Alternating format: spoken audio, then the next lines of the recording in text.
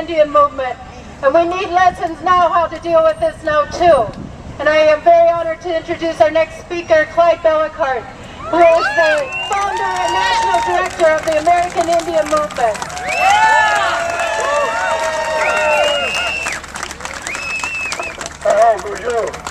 Anigan away we done in Disney cars, or Shishak no gain, Anishinabe, Agichida, through Fire Society, Gathering the Sacred Pipes, Sundance, Wounded Knee, 1973.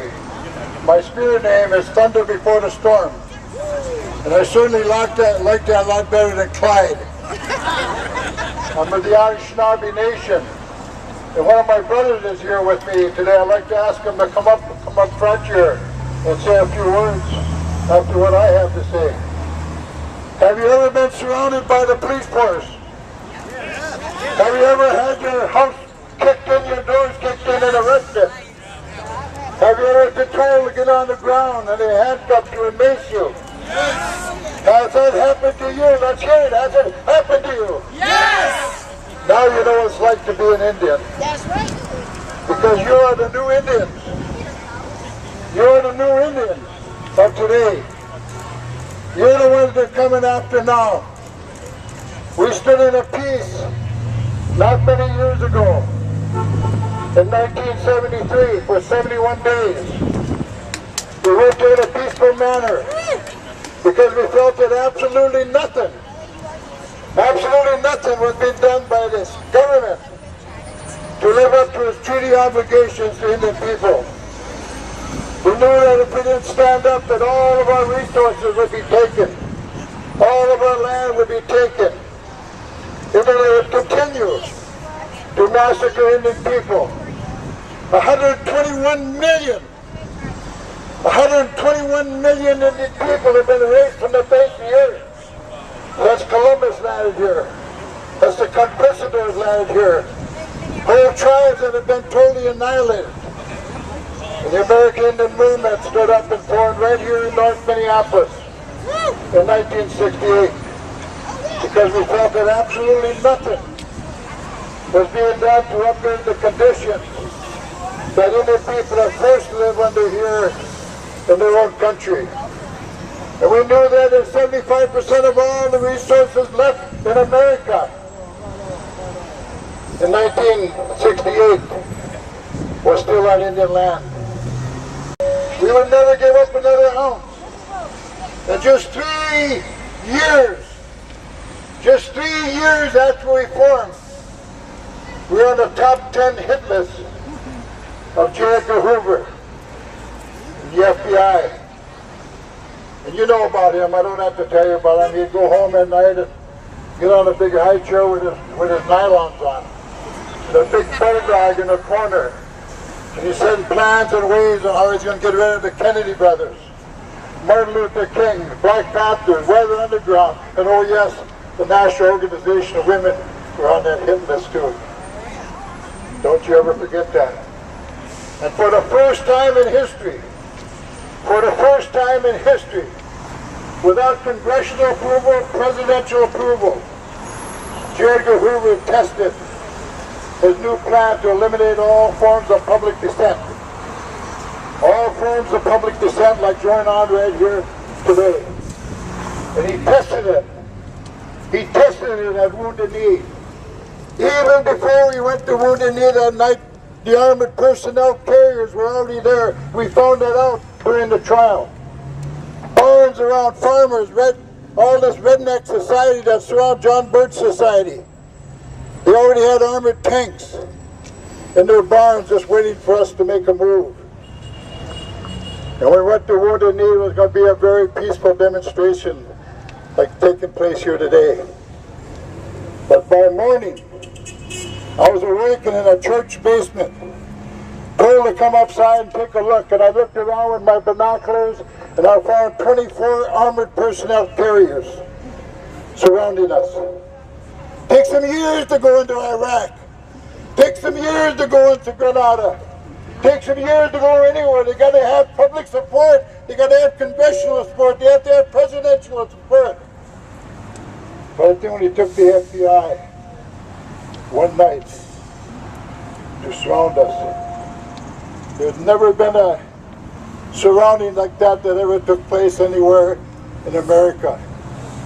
And it was only then with old deer rifles and handguns that we decided to defend the Goon Squad. You probably heard about the Goon Squad.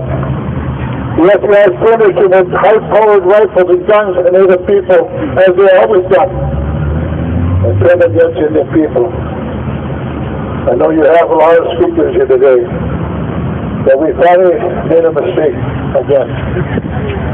We made another treaty. Said that we would put down our arms and we'd walk out of there and nobody would be arrested. I was the first to be.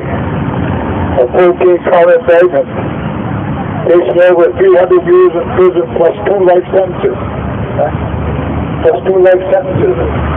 Arrested over 300 people, mostly women. And the longest criminal trial in history to take place anywhere in history against Indian people.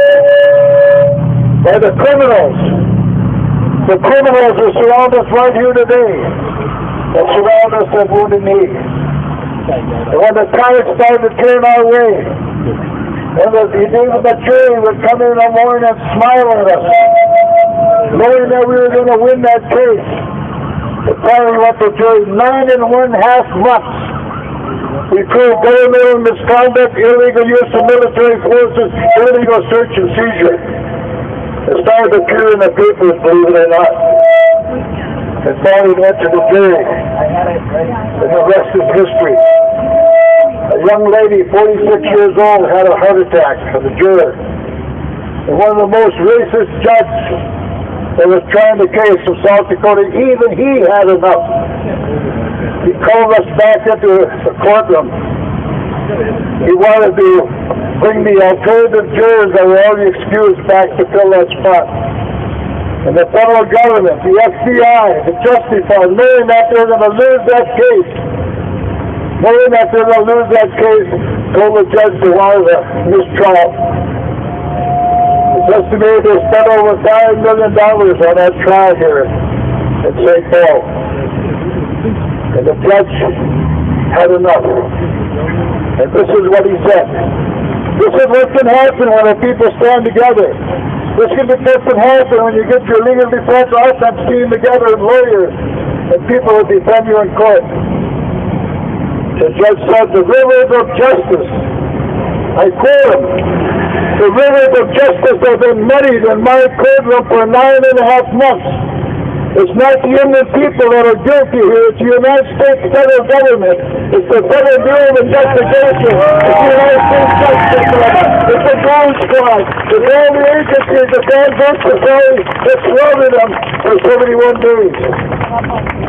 You cannot use military force. Who do you think you are? He told the FBI that you can use military force without congressional or presidential approval. Who do you think you are that you can tap every phone in America, all the church leaders that stood up with us at Wounded Knee? He said the rivers of justice have been muddied in my courtroom for 9.5 months, and he banged his gavel on the table and dismissed all the charges. My brothers and sisters, we stand with you. We stand with you in total solidarity. Because what they're doing to you, they've been doing to us for over 500 years now. And we ask you to stand with us. We ask you to become a part of this American Indian movement. And the Parliament is us putting you as the founder and national director of the American Indian movement.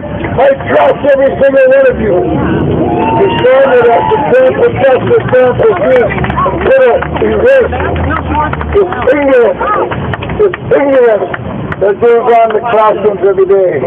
We're absolutely not going to stop by the original caretakers and the landlords of this country.